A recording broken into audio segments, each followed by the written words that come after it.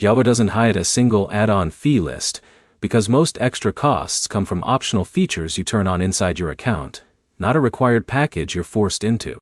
By the end of this, you'll understand what actually increases your Jabber bill, and which add-ons are worth it, versus ones that just inflate your monthly cost. Start with the course structure. Jabber runs on a subscription model where the base plan gives you access to scheduling, invoicing, and basic client management tools. Add-ons are optional upgrades that extend what the base plan can do. Now look at payments. One of the most common add-ons is payment processing. This is what allows you to accept credit card and online payments directly from invoices.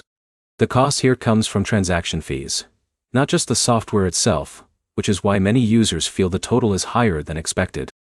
Next, consider automation tools.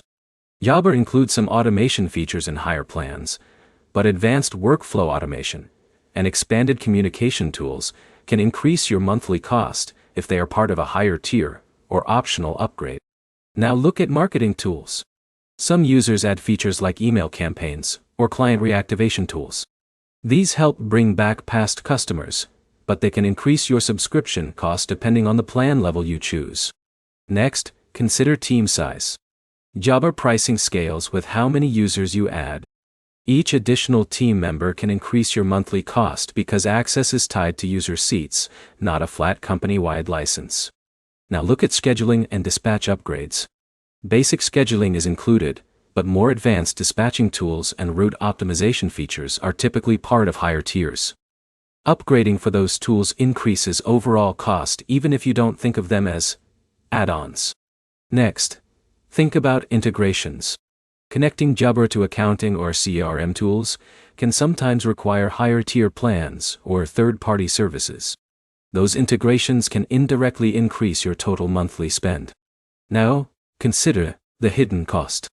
The biggest add-on cost most users don't think about is usage growth. As your business grows, more users, more invoices, and more transactions naturally push you into higher tiers. Finally, understand the system.